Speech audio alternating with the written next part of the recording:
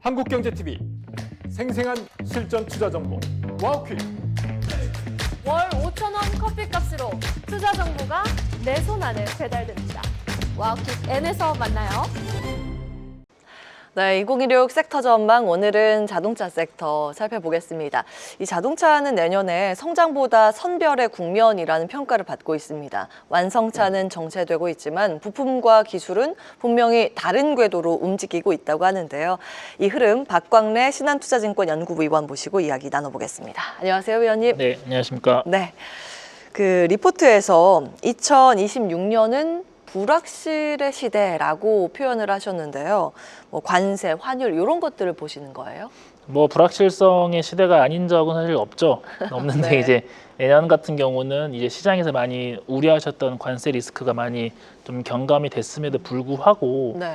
그래도 우리가 여전히 조금 확인해 봐야 될 변수들은 남아 있다라는 생각을 좀 가지고 있고요. 뭐 예를 들어서 미국이 이제 11월 달에 또 중간 선거를 하기 때문에 네. 그 전에 또 트럼프 대통령이 또 어떠한 발언을 할지 우리가 알 길이 없는 게 있고요. 예. 또 우리나라 같은 경우도 6월 달에 또 지방 선거가 있고 예. 또 거기에 맞춰서 국내 정책들이 어떻게 발표될지를 우리가 알 수가 없기 때문에 여러 가지 산적해 있는 불확실성은 조심해야 된다라고 생각을 하고 있습니다. 근데 이제 그런 불확실성이 있음에도 불구하고 네. 안정적인 실적을 기록을 하고 성장 엔진을 구가할 수 있는 측면에서는 네네. 우리나라의 지금 자동차 섹터가 굉장히 지금 투자하기에는 적기다라는 좀 생각을 하고 있어요. 네. 그래요.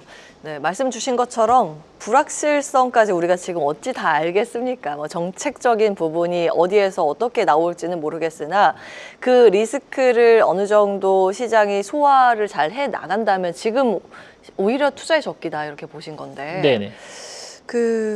뭐 자동차 섹터는 사실은 만년 저평가라는 예, 소리를 듣는 그런 섹터이긴 한데요. 네네.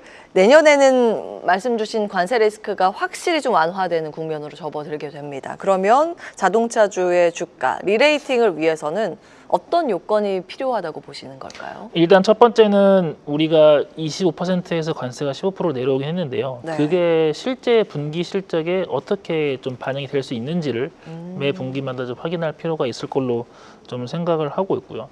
특히나 지금 자동차 시장에서 핵심 키워드로 꼽히고 있는 뭐 자율주행, 네. SDV 이런 것들이 실제로 내년 중에 현대차 그룹이 어떠한 타임라인을 가지고 이러한 것들을 착착 이제 진행해 나가는지에 대한 모니터링이 필요하다라는 생각입니다. 그래서 일례로 내년도 하반기께 빠르면 내년도 하반기에는 이제 SDV 페이스카 출시가 예정이 되고 있는데 그게 출시가 되면은 지금 뭐 5배, 6배 정도의 밸류에이션이 그 이상으로 충분히 올라갈 수 있는 가능성이 열릴 것이다. 라는 좀 생각을 하고 있고요. 특히나 예. 이제 현대차 그룹이 30%, 35%씩 TSR 정책, 주주 환원율 정책을 지금 선언을 하면서 네. 벌어들인 것 3분의 1씩을 주주한테 주겠다라는 걸 하고 있는데 그런 것들도 내년에 잘 진행이 되는지도 같이 좀 볼 필요가 있다라는 좀 생각을 하고 있습니다. 예, 두 가지 포인트, 자율주행, 주주 환원. 그 자율주행이 우리 어느 정도 수준이에요? 사실 테슬라의 자율주행이 굉장히 이제 빠르고 네.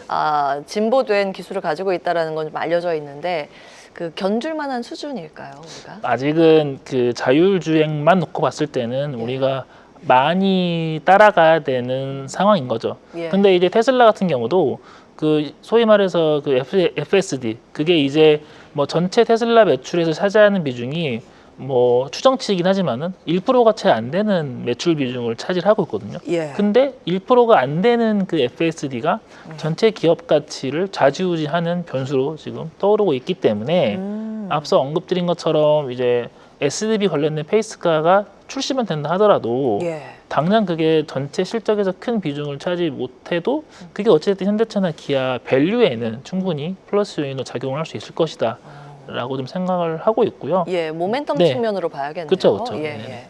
예.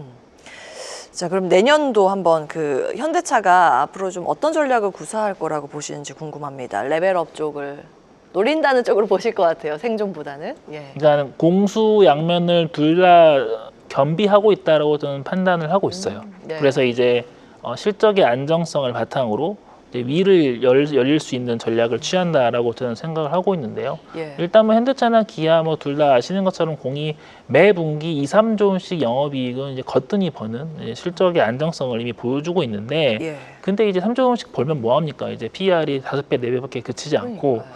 심지어 그 도요타도 10배, 폭스바겐도 5배 정도예요. 그러니까 이제 10배, 5배, 네, 우리가 5배, 한 배가 안 5배, 6배 정도 PR, 예, PR 기준으로. 네. 그러니까 이제 그 3, 4 모두 글로벌 판매 1, 2, 3위를 하는 브랜드들인데 예.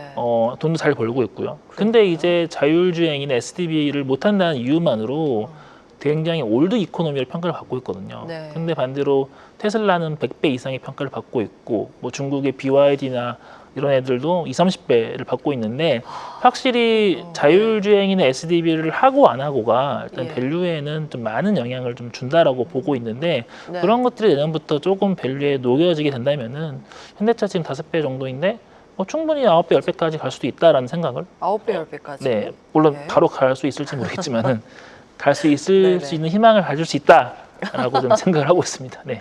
네, 사실은 자동차만 만드는 밸류를 주면 제조업이기 때문에 밸류를 네. 많이 못 받아요. 그쵸, 그쵸. 근데 이제 자율주행이나 로봇 같은 게 모멘텀이 된다면, 거기에 이제 평가가 후해진다면 이거는 성장 산업이기 때문에 멀티플 많이 부여할 수 있죠. 그쵸. 그래서 네, 네. 현재 5배에서 다른 피어 그룹 대비 못할 게 뭐 있냐. 네. 이 성과가 자율주행이나 로봇 쪽에 괜찮으면 9배, 10배까지 네, 그렇죠. 우리가 네. 노려볼 수 있다. 그렇죠. 네. 그 해가 내년이었으면 좋겠고요.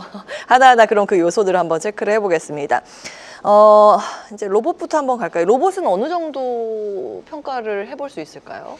일단은 그 현대차 그룹은 보스턴 다이나믹스라는 휴머노이드 네. 로봇 업체를 인수를 해서 네. 지금 이제 휴머노이드 로봇 개발을 좀 진행을 하고 있습니다. 네. 이미 이제 산업에 투입되고 있는 로봇들은 이미 많이 잘 만들어서 팔고 있고요.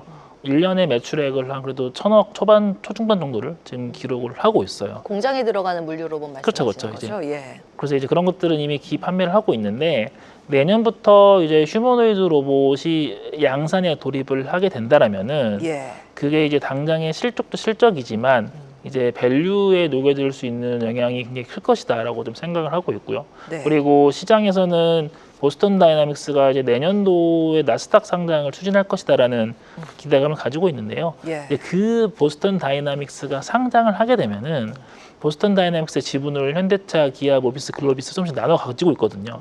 그래서 이제 그 BD, 소위 말해 그 보스턴 다이나믹스의 지분 가치가 주가에 녹여 들어갈 수 있다라고 기대를 하는 것이죠. 네. 예.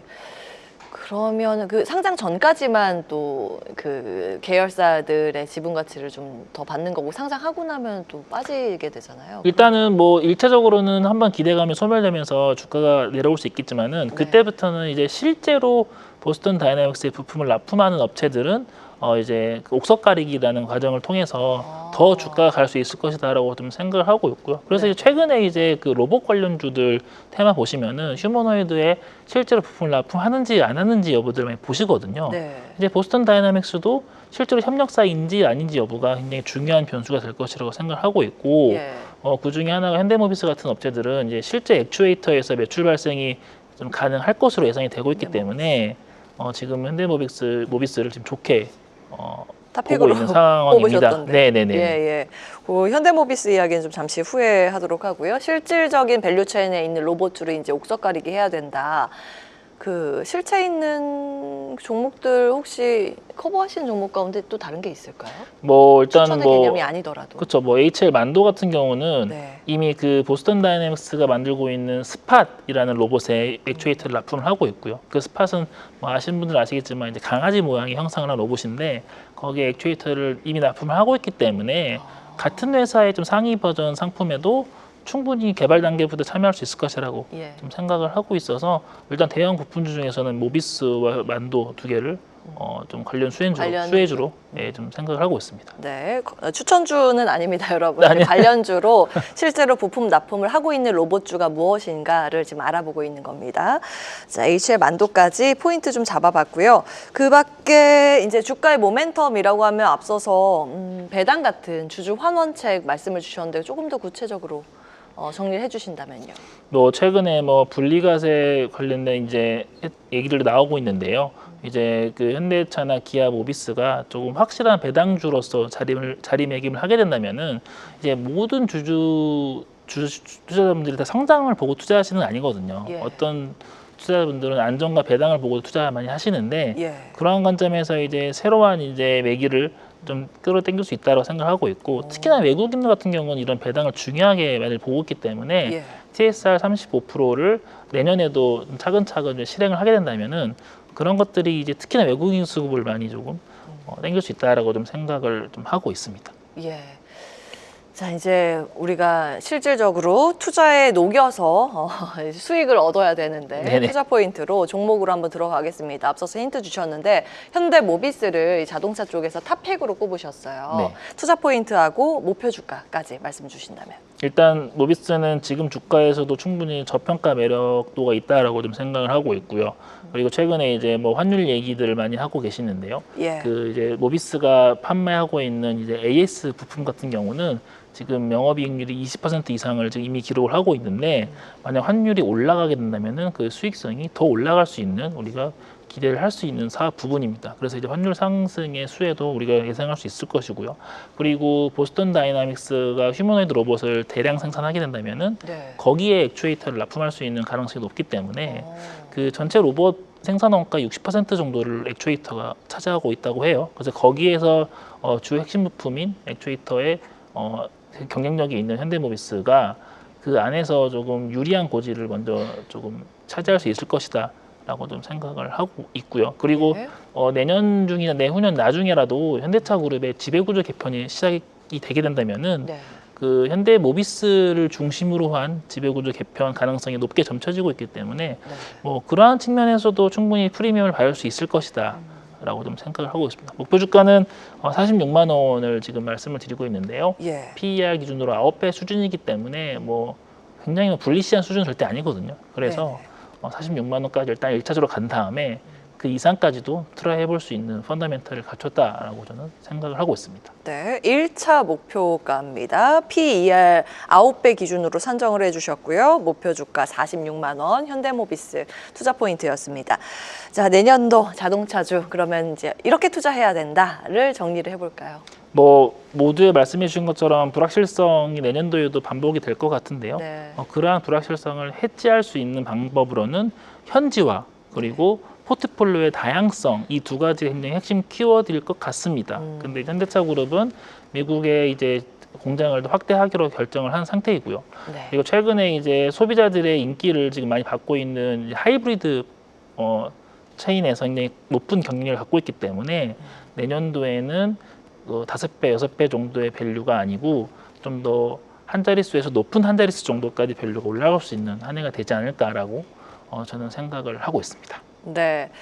주주 친화 정책은 그동안 뭐 힘을 썼는데 더 강화하는 움직임 속에서 앞으로의 밸류를 더 매길 수 있는 자유주행과 로봇 등의 신성장 동력의 투자에 좀 주목을 할 필요가 있다. 그런 관점에서 내년도는 만년 저평가 딱지를 떼는 해가 되기를 기대하겠습니다. 자동차 투자 포인트까지 정리해봤습니다. 박광래 신한투자증권 연구위원 함께했습니다. 말씀 고맙습니다. 네, 감사합니다.